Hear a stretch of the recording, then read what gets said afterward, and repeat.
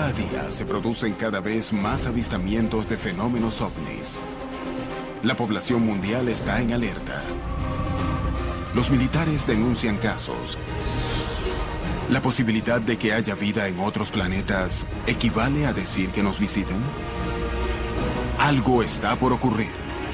Los indicios muestran que la verdad está cada día más cerca.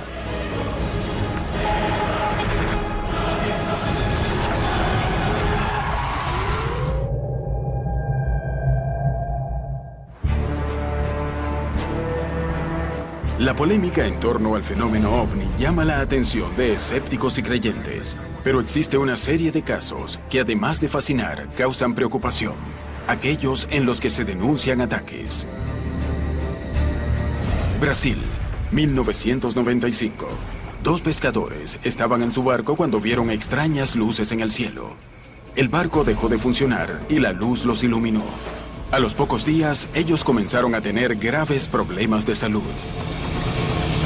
Perú, Pucallpa, 2008. Un pueblo entero denuncia la presencia de extrañas luces que los atacan y que les queman los rostros. Las investigaciones revelan datos asombrosos. Brasil, 1977. En medio del Amazonas, se produce la historia de ovnis e investigación oficial más espectacular de la historia del mundo. Una región entera es atacada por extrañas luces llamadas Chupa Chupa. ¿Qué hay detrás de los casos donde los pobladores denuncian ataques?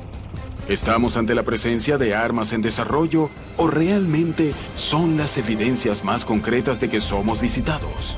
¿Por qué se oculta la información sobre las investigaciones oficiales? En caso de ser visitados por seres de otros planetas, ¿estamos ante la posibilidad de ser aniquilados? Hoy presentamos OVNIs y ataques. Hay antecedentes en los archivos militares de aviones derribados por ovnis. Hay casos de personas que han agredido a los ovnis y respondieron automáticamente de la misma manera. ¿Qué quiero decir con esto? No son hermanitos cósmicos que vienen a salvar a la humanidad. Hay otra razón por la que han hecho tal esfuerzo para evitar que esto se haga público. La gente no está pagando sus impuestos por protección de los militares, ya que no pueden protegerlos de esto. En nuestros cielos estas cosas pueden entrar y salir. Ahí entramos en la parte más difícil del tema, ¿no? Es lo que tiene que ver con la intencionalidad de esa inteligencia operativa que está detrás del fenómeno. El fenómeno no tiene intenciones de invadir el planeta, sí de tomar recursos. Es como que a nosotros no nos necesitan. Los peligrosos somos nosotros, porque siempre hemos sido una especie guerrera, combativa. Entonces probablemente si se equiparan las tecnologías, en la Tierra quieran evitar la entrada de esos objetos a nuestro planeta. Si aquí se intenta defenderse del ingreso de ovnis a la Tierra, bueno, ahí pueden estar dadas las condiciones para un conflicto en serio. Por parte de la presencia de los objetos voladores no identificados, no hay intencionalidad de agresión. Sí de respuesta ante la agresión, la respuesta es automática. Por lo que entiendo, muchas personas y gobiernos de las naciones líderes, especialmente en la última década, se han informado claramente de la realidad de este asunto, debido a que son, creo, cada vez más las declaraciones al respecto. Siempre surge la gran pregunta: ¿por qué no aterrizan en la Casa Blanca o donde sea, la capital del país, dándose a conocer? Y es evidente que tiene que ver con algún tipo de acuerdo con la libre voluntad de ese planeta y su gente. El fenómeno ovni, en mi opinión, no debería ser considerado como una amenaza. ¿Por qué lo vamos a hacer? Es como lanzar una bola de nieve en un tanque. Si es cierto que alguna vez vienen a eso, entonces hagamos lo mejor posible, no tengamos miedo a ello y sigamos adelante. La posibilidad de que exista vida en otros planetas es aceptada por la comunidad científica, aunque eso no signifique que estén de acuerdo en que somos visitados. Sin embargo, en caso de que eso ocurra, ¿debemos considerar que estamos ante una situación de peligro? Es hora de ir en búsqueda de la verdad detrás de los casos más impactantes en donde se denuncian ataques.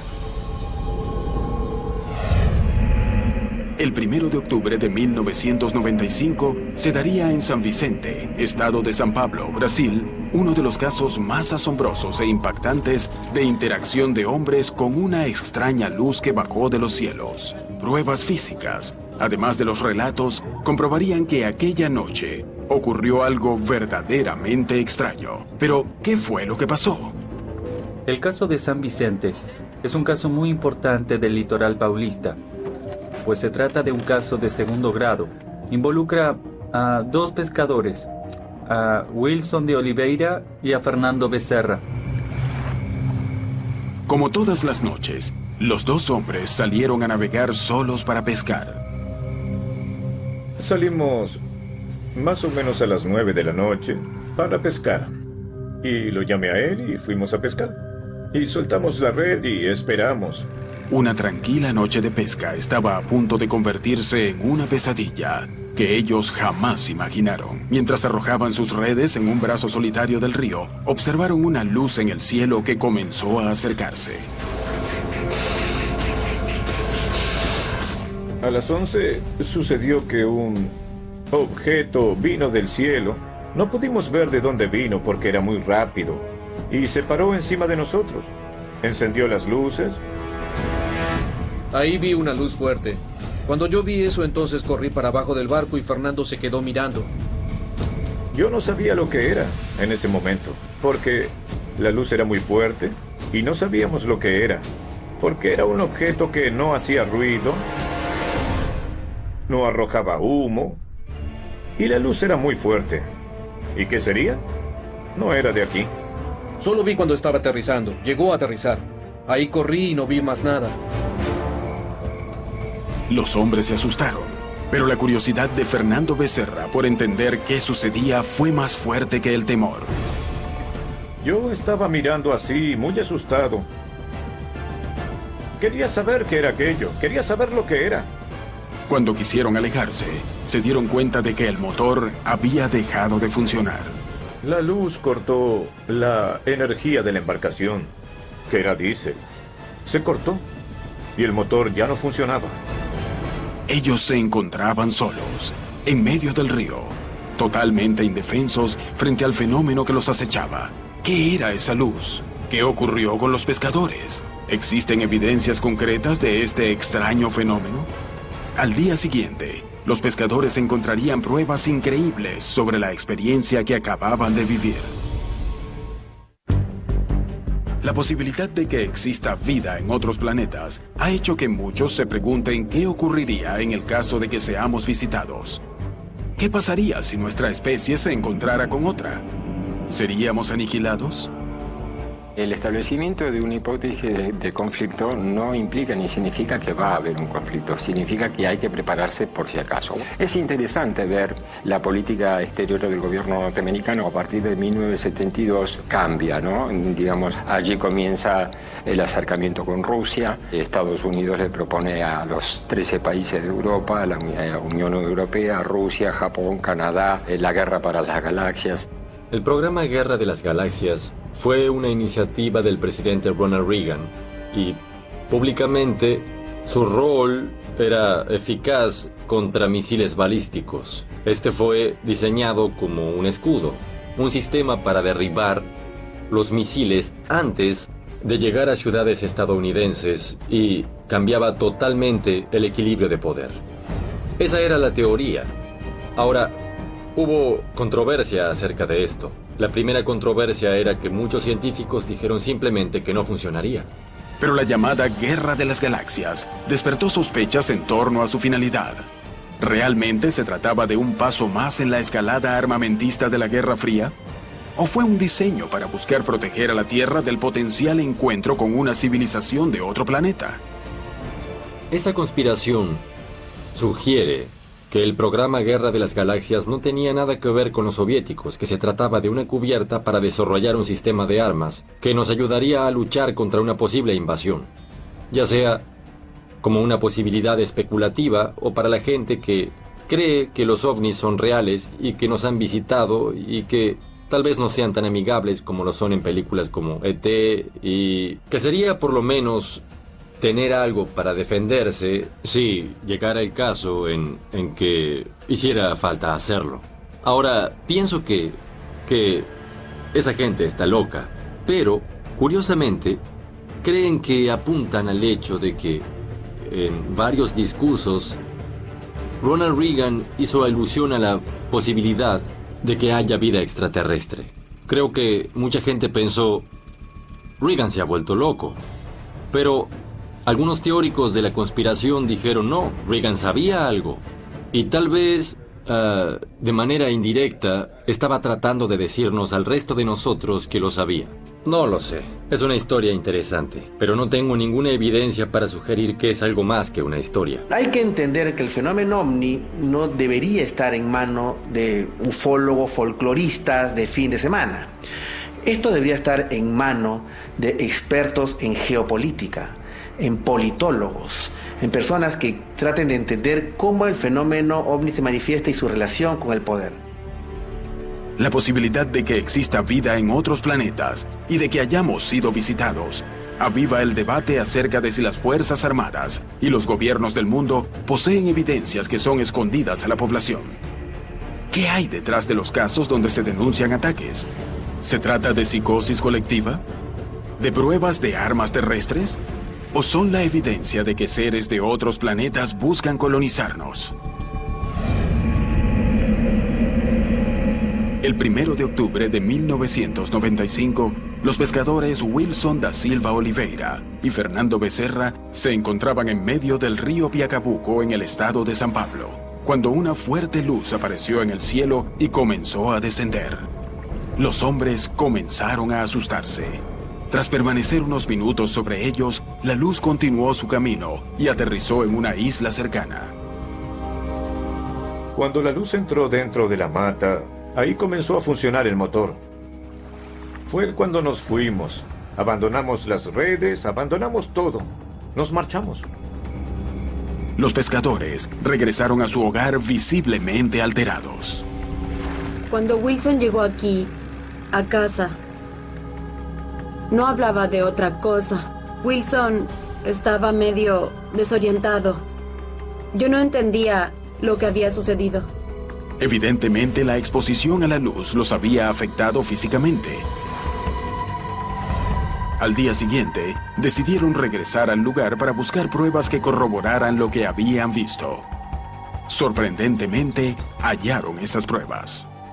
La mata estaba retorcida y deshidratada. Tomó el líquido de ella y no la quemó. La mata no estaba quemada, estaba deshidratada. Tomó el líquido de la mata y todo alrededor. Inmediatamente, los pescadores se comunicaron con expertos para intentar comprender qué había sucedido. Edison Boaventura se dirigió rápidamente al lugar indicado. Había una marca de 5,5 metros de diámetro y cerca de esa marca había unas huellas de zapatas, que eran marcas rectangulares de 15 por 20 centímetros de tamaño, espesor y con algo de profundidad también por causa del peso que ese objeto tenía. El investigador tomó las pruebas para intentar explicar qué había ocurrido. ¿Qué fue lo que sucedió?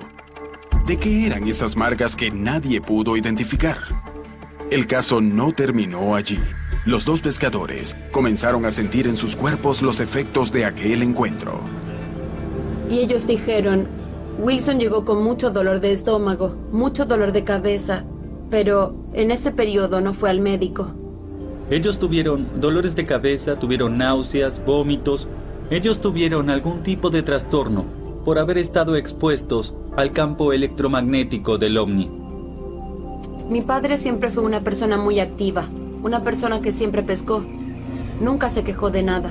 Y poco después, cuando mi padre empezó a enfermarse, la gente misma se preguntaba, ¿será por causa de que ellos vieron la nave? Porque mi padre nunca tuvo nada, ni una gripe. Y poco después comenzó a adelgazar, de un momento a otro. Mi salud ha mejorado, empeorado, mejorado, empeorado. Yo pesaba 100 kilos. Y en 2 meses perdí 50 kilos. El médico me disuadió, nos disuadió. ¿Entiende? Me operaron, me pusieron una válvula de metal. Una válvula. De aquí a 10 años me volverán a abrir para cambiar esa válvula. La válvula. No sé qué habrá sido. No sé si fue por causa de esa radiación que me dio. Yo nunca sentí nada. Estaba todo bien de salud. Pero ¿qué fue lo que sucedió? Ahí yo me quedé pensando, fueron las luces que vi. A partir de ese día, Wilson también decidió dejar de pescar por las noches y cambió de profesión. ¿Qué fue lo que ocurrió? ¿De qué eran las marcas halladas en la isla? ¿Por qué comenzaron a tener problemas de salud? ¿Qué pudo ser este extraño fenómeno? ¿Los avistamientos pueden ser peligrosos? En abril de 2008, la selva nororiental de Perú se vio revolucionada por un extraño fenómeno. Una luz estaba atacando a sus pobladores. En Pucallpa, en San Juan de Yarinacocha, que es un caserío, habían estado habiendo luces en el cielo y también desapariciones de personas. Unos ciudadanos denunciaron oficialmente, o sea, documentadamente a la Fuerza Aérea, la presencia de una nave en su comunidad. La OIFA tomó la denuncia y envió personal para intentar determinar qué sucedía en la zona. Van a la Fuerza Aérea, presentan la denuncia pidiendo ayuda. Y la Fuerza Aérea envía una patrulla a cargo de un técnico.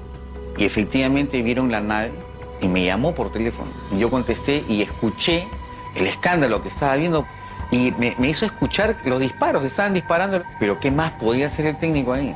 Le dije que traté de filmar, no tenía cómo. Estas cosas están sucediendo. Entonces, la gente vivía con histeria colectiva, eso fue lo que nos informaron. Un grupo de estudiantes de periodismo decidió viajar desde Lima para intentar determinar qué había ocurrido en el lugar. Una universidad en Lima le pide a unos alumnos que vayan a ver eso. Y hacen todo un informe y lo llegaron a filmar. ¿Podría tratarse de un ataque ovni? ¿Con qué se encontraron? ¿Lograron recaudar evidencias para explicar qué había ocurrido en Pucallpa? En abril de 2008, en el norte de Perú, en Pucallpa, la población comenzó a alterarse tras una denuncia de un ataque de un ovni. Según los pobladores, la supuesta nave regresaba todas las tardes. Un grupo de estudiantes de periodismo decidió viajar a la región para intentar determinar qué estaba ocurriendo. Antes de viajar, las estudiantes recibieron una propuesta de la OIFA. Este caso tiene que ser investigado por la Fuerza Aérea, pero las bases las podrían hacer ustedes, traer toda esa información y nosotros trabajar desde acá y saber con qué aparatos vamos a ir, con quién tenemos que hablar, a quién tenemos que llevar, cuántas personas tenemos que ir y todo eso. Cuando llegamos al caserío, la gente estaba asustada. Es más, habían dicho que a partir como de las 5 de la tarde ya nadie salga a cazar, nadie salga a hacer nada. Como que habían hecho un toque de queda entre ellos. Las estudiantes se encontraron con un ambiente que comenzó a preocuparlas apenas llegaron. Cuando llegamos, de repente nos contagiamos de histeria colectiva, como todos los que estaban ahí. Ellas realmente no estaban preparadas para encontrarse con lo que estaba a punto de suceder. Durante la noche, en medio de la selva, ellas lograron divisar luces en los cielos y hacia ese punto dirigieron sus cámaras. No vamos, quedéis acá, esperemos. ¿Dónde? Nunca supimos identificar qué diablos había sido. En realidad es difícil de saber porque en la selva el cielo es gigante y cualquier lucecita es una lucesota. Entonces nos impresionó tanto. Desapareció. Entre la rola y está azul. Jesús, ¿tú qué estás viendo? Yo veo dos luces. ¿Por qué los binoculares ahí? Salgan de ahí. Son dos luces. Yo diría ir hasta ahí. ¿Estás con ya hay carretera. ¿Pero hasta ahí dónde? ¿Estás con Zoom? Pero sí. Y con las luces del carro, ¿no? Mejor nos quedamos. Marta, salgan de ahí, María, Terelú. Lo perdí. Lograron tomar imágenes del fenómeno que veían en el cielo. ¿Qué fue lo que realmente ocurrió en Pucallpa? ¿Por qué atacó a la población? ¿Pudo tratarse de una gran confusión? ¿Qué fue lo que grabaron las jóvenes? Nos quedamos observando y de pronto la luz desapareció. Pero ellas no se quedaron conformes con lo que vieron. El fenómeno había actuado de una forma totalmente distinta a las descripciones que tenían. No persiguió a nadie, no se acercó tanto como nos habían dicho y nos dijeron que eso había sido raro, que normalmente no era así, no era tan pasiva, que normalmente se acercaba. Todo el mundo está súper asustado, pero era casi un terror que no salía de este pueblito, porque más allá nadie sabía del tema, nadie. El que estén sucediendo las cosas seguido y que haya ameritado una denuncia, un proceso de investigación, y la conclusión es de que sí, pues, sucedió, se investigó.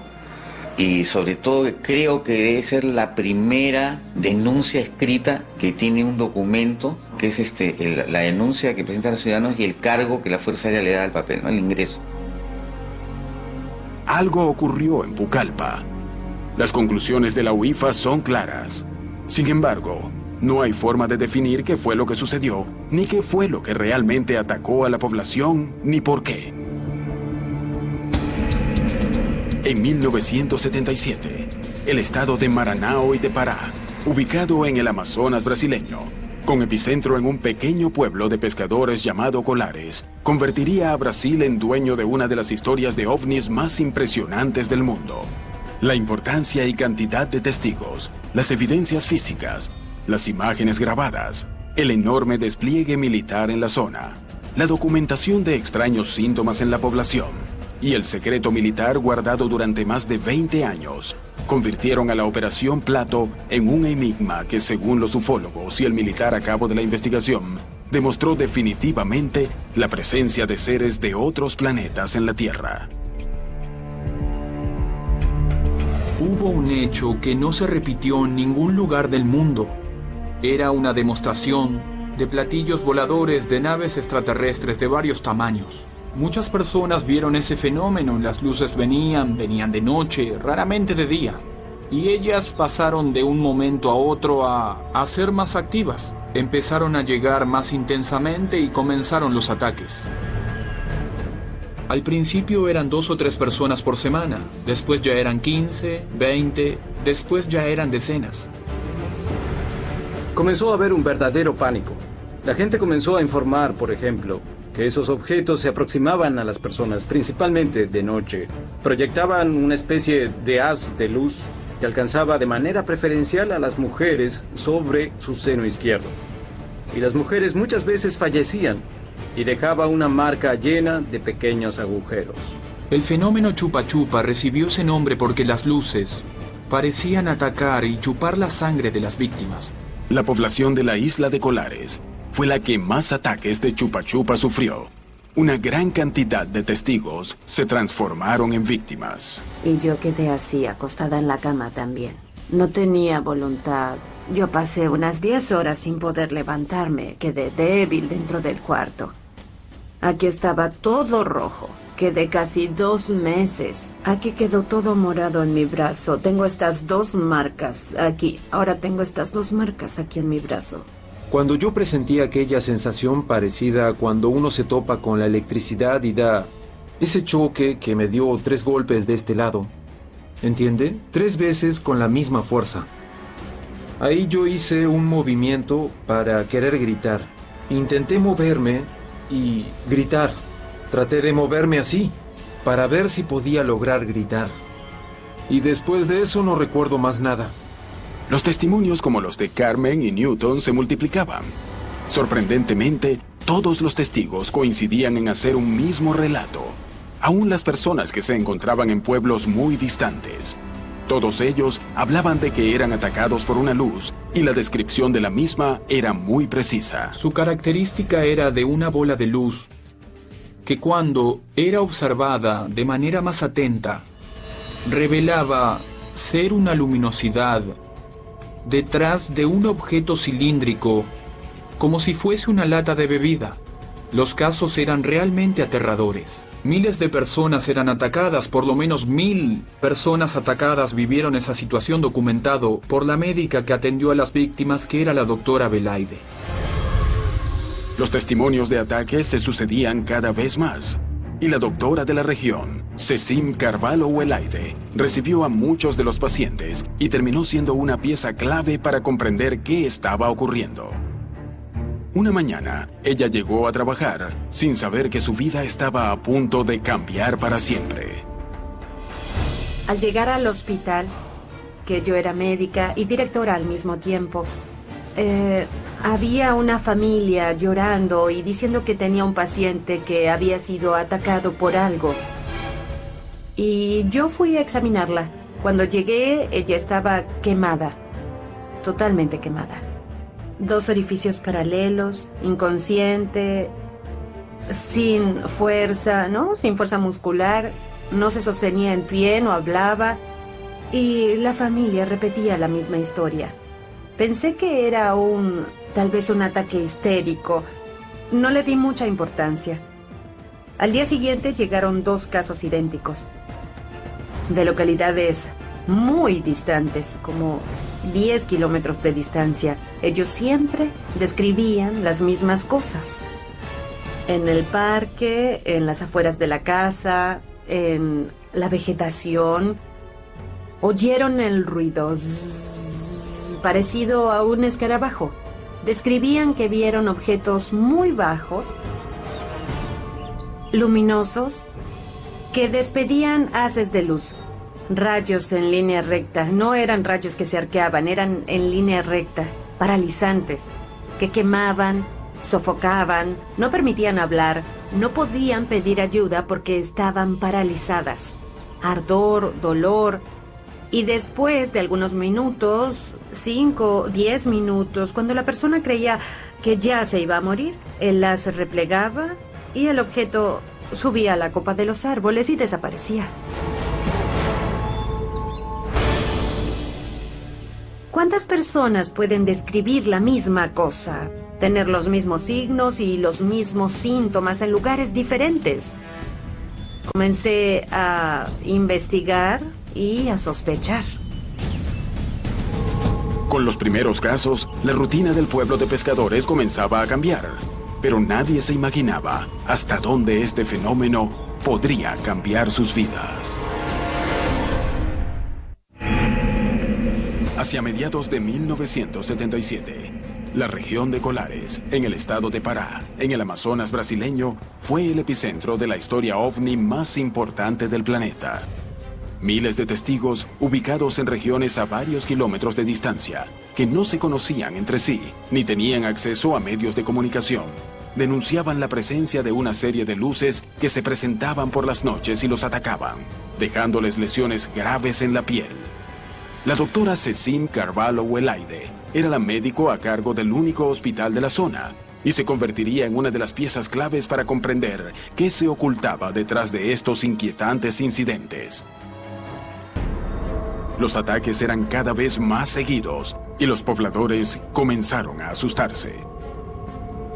La población de Colares en aquella época estaba en torno a los 8.000 habitantes. La isla en su conjunto, porque tiene varias localidades y dentro de la ciudad tenía alrededor de 4.000 habitantes. De esos 4.000 habitantes, 2.000 huyeron a la ciudad, aterrorizados por las luces. La ciudad se vació, la gente se fue toda. Nadie quería pescar más. Ahí nosotros comenzamos a pasar hambre, entonces yo comencé a pescar mi comida. Se llegó a un punto realmente de gravedad, sin lugar a dudas, lo que terminó provocando que el alcalde del municipio enviara la primera carta al Comando Aéreo Regional, o sea, la Fuerza Aérea, en Belén, pidiendo medidas de las autoridades aéreas, ya que se trataba de un fenómeno que acontecía en el cielo. Esta solicitud se convirtió en el puntapié inicial para el despliegue militar más grande que se conozca públicamente en torno al fenómeno ovni. Y las medidas fueron adoptadas a partir de la voluntad del brigadier Protásio López de Oliveira, que acabó creando la llamada Operación Plato. Y él tuvo la idea de establecer una investigación de este fenómeno. Y así él llamó a su comandado, Wiranch de Holanda, que era capitán de la Administración de la Aeronáutica, destinado al primer Comando Aéreo Regional en Belén para conducir esa operación. Los soldados a cargo del capitán Holanda llegaron a la isla para intentar determinar qué estaba ocurriendo.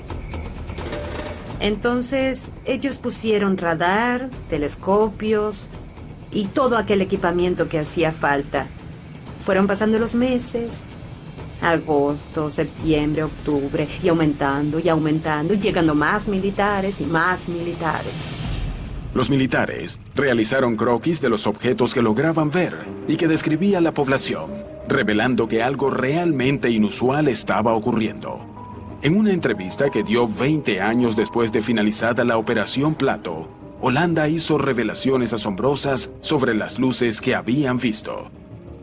Después la gente llegó a verificar por lo menos 9 formas. La gente consiguió determinar, clasificar como formas de naves. Algunos eran sondas. En algunas fotografías aparecía una nave mayor y de ella saliendo naves menores. Después las naves menores volvían a esa nave mayor. Todo eso como si fuese una nave nodriza recibiendo a las naves, a sondas menores. Pocos días después de conceder esta entrevista a José Ademar Gevaer y a Marco Antonio Petit, el comandante Holanda se suicidó, potenciando así las dudas sobre lo que realmente ocurrió en la isla Colares. Cuando yo llegué ya había unos agentes, ya habían sido enviados para investigar. ¿Por qué? Porque eso estaba sucediendo mucho en la región de Colares. El fenómeno, además de atacar a los pobladores, comenzó a hacerse presente de otras formas que parecían más pacíficas. ¿Buscó hacer contacto como supusieron investigadores y testigos? La doctora Welaide sería una de las protagonistas de estos hechos que fueron extraños, incluso para la rutina de Colares. Ella se encontraba regresando de atender a un paciente cuando unos gritos la alertaron.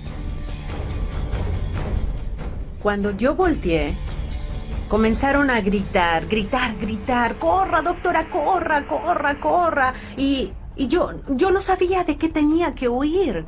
Cuando volví a mirar, una de mis secretarias había caído al suelo. Entonces yo quería levantarla, pero ella era muy gorda. Quería levantarla, pero no podía. Y la gente gritaba por las ventanas. Cuando miré, vi lo más lindo que he visto en mi vida. Tan visible a mis ojos que hasta el brillo del metal se podía ver. Ella estaba encima de mi cabeza, del tamaño de un edificio, de no más de 15 pisos. Y ella andaba en forma elíptica, iba y venía, y ella parecía un cilindro. Y me quedé paralizada mirando por 2 motivos. Uno, porque yo estaba viendo algo que nunca creí que existiera en mi vida. Nunca. Y otra, paralizada de miedo. Porque yo estaba a su merced. Si ellos querían quemarme, me habrían quemado. Pero sorprendentemente, la luz no atacó a la doctora. En los campamentos militares también habían ocurrido avistamientos en donde no se registraron ataques. Uno de ellos habría sido captado en material fílmico y aún permanece clasificado. Holanda confirmó esa historia. De mi lado izquierdo vi una luz muy fuerte, la misma luz amarilla muy fuerte. Yo vi que aquella cosa se aproximó y me quedé quieto. Después vi que era muy fuerte y estaba en nuestro camino, y entonces dije a los agentes, miren allí. Ellos miraron, prepararon las máquinas fotográficas, filmadoras, todo. Y llegó y estaba baja, estaba muy baja. Holanda y su compañía estaban frente al fenómeno más increíble que jamás hubieran podido ver. Ahí vimos una forma extraña. La forma de un balón de fútbol americano, un balón con puntas, muy grande.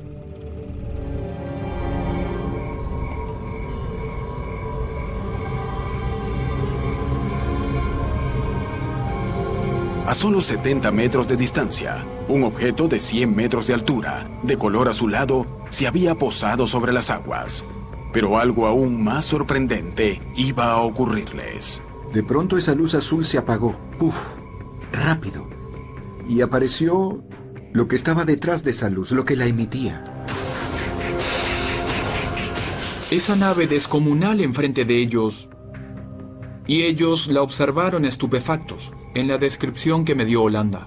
Era ese balón de fútbol americano que estaba de pie frente a nosotros. Un balón de fútbol de 100 metros de altura. Estaba parado frente a nosotros. Se quedó algún tiempo y nadie sabía de allí en adelante lo que iba a suceder. Holanda viajó a Belén para contarle a su superior, Protásio de Oliveira, lo que había ocurrido, y recibió una respuesta que hasta el día de hoy despierta polémica entre los estudiosos del incidente y los testigos. Él va hasta Belén y relata muy emocionado, muy excitado: comandante, tuvimos finalmente un gran contacto con la inteligencia detrás del fenómeno. Tuvimos un avistamiento y recibimos de ella la orden de cerrar la Operación Plato. Ellos fueron retirados por una orden que recibieron súbitamente, porque estaban todos acampando en la playa y en el campo de fútbol. Dormimos y a la mañana, 5 de la mañana, al despertar estaban yéndose. En el momento de mayor avance se terminaba la operación militar.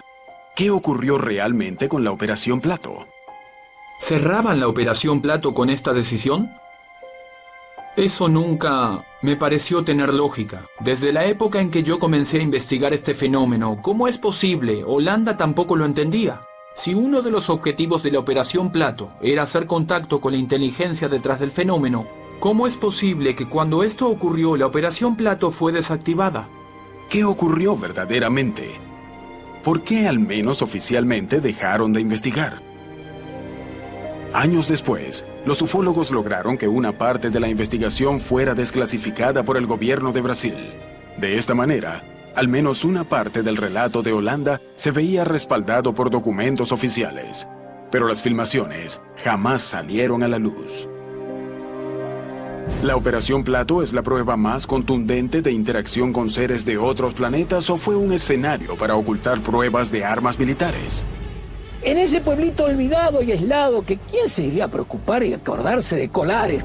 Alguien, usando determinados dispositivos tecnológicos y aparatos, decide transformar a esa gente sencilla y humilde en verdaderos cobayos, en verdaderos conejitos de India. Y eso es primero que da una violación de la soberanía de Brasil en lo que estaban haciendo, porque no creo que tuvieran un permiso oficial para hacerlo. Pero en segundo lugar, si lo tuvieran de cualquier manera, es una violación a los derechos humanos. La hipótesis de que todos esos eventos que ocurrieron en la región fueran consecuencia de un experimento militar es algo poco probable, porque los propios militares fueron convocados para investigar el fenómeno. Y no solo la aeronáutica fue llamada, agentes del servicio de inteligencia de la época, que así como los militares, el SNI, el Servicio Nacional de Inteligencia, produjeron documentos relatando lo que ocurría en la región. En la interpretación de Holanda, lo que aconteció fue un temor por parte de nuestras Fuerzas Armadas de que eso se fuera de control. Este es un punto. El segundo punto es: la Operación Plato estaba siendo monitoreada por los servicios de inteligencia y las fuerzas americanas durante todo el tiempo, que sabían y recibían los informes de las autoridades brasileñas a cargo de este asunto. No olvidemos que estábamos en época de dictadura y los americanos entraban y salían cuando querían. Entonces ellos, confirmado por algunas fuentes militares, presionaron para que la Operación Plato fuese cerrada. ¿Para qué? Para que un nuevo grupo de personas asumiese esa operación en otro nivel, mucho más secreto y mucho más metódico, con menor número de hombres y reportando al Servicio de Inteligencia de Estados Unidos. La llamada Operación Plato y los Chupa Chupa son unos de los casos que involucraron la presencia de ovnis más importantes de la historia de la región y del planeta. Las pruebas de que algo ocurrió allí no pueden negarse. Sin embargo, aún continúa la polémica acerca de qué hubo por detrás de esta serie de incidentes. Ademar Gebaer, periodista y editor de la reconocida revista UFO, decidió regresar a la isla Colares para conocer la situación actual de la zona. ¿Qué descubriría al llegar?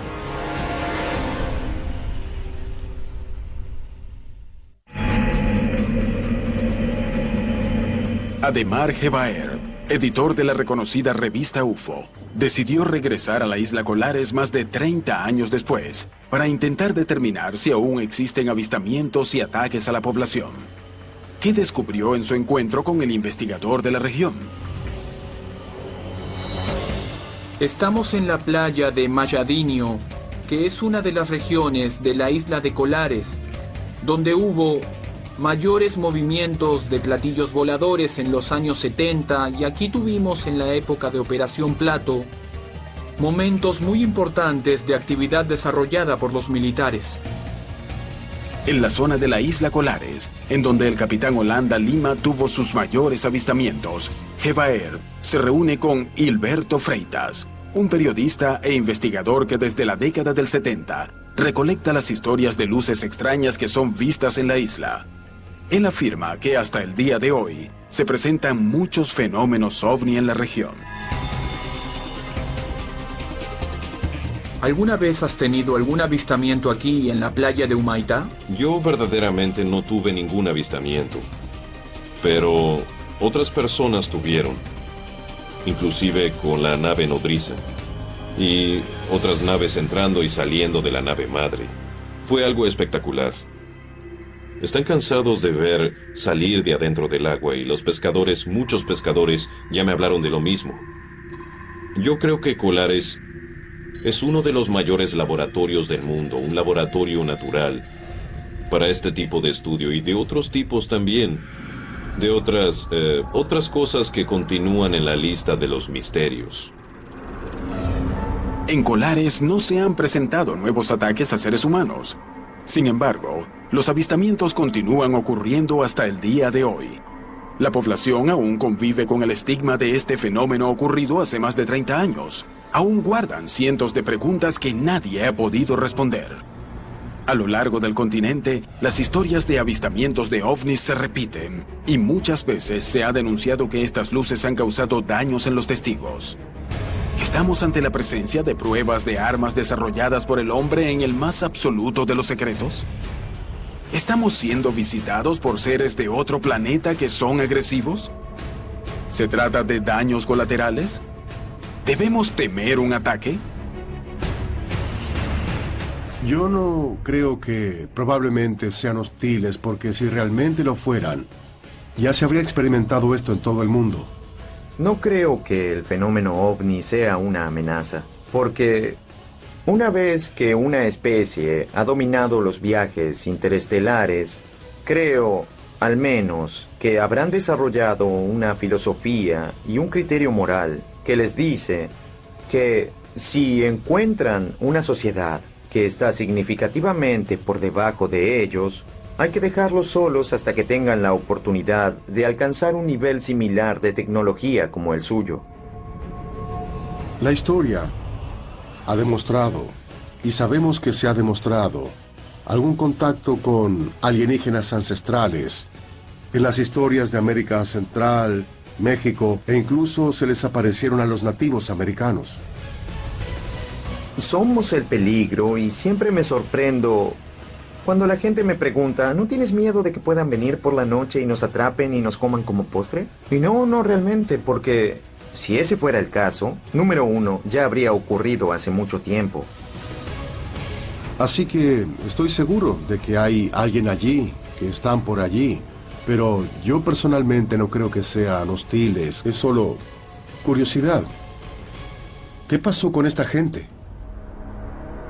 Muchos investigadores creen que en el pasado se encuentra la respuesta a la pregunta de si podríamos o no ser atacados por seres de otro planeta. ¿Por qué alguien esperaría que nuestra civilización pueda llegar a su actual avance tecnológico cuando tenemos armas nucleares, por ejemplo?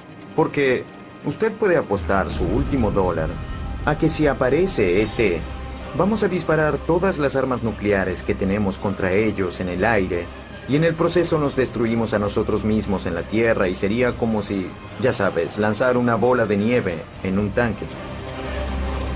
La agresividad o la pasividad de un ser inteligente no depende del grado de inteligencia, sino del grado de necesidad de supervivencia.